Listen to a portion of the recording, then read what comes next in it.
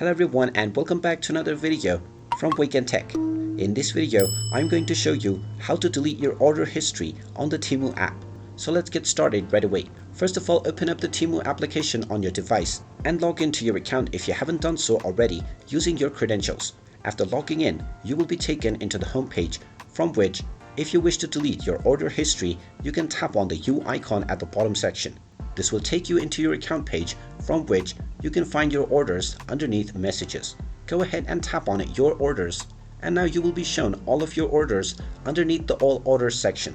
You can tap on each order that you want to delete and then tap on the delete button at the side. You can also long press on an individual order and then choose multiple orders at the same time, and then you will find the delete option to delete your orders that you wish.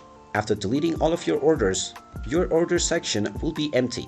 And there you have it. That is how you can delete your orders that you have made using the Temu application. If you find this video helpful, make sure you hit that like button and subscribe to our channel if you haven't done so already. Also ring that notification bell to never miss another update from us. Thank you for watching, and I will see you again in the next video.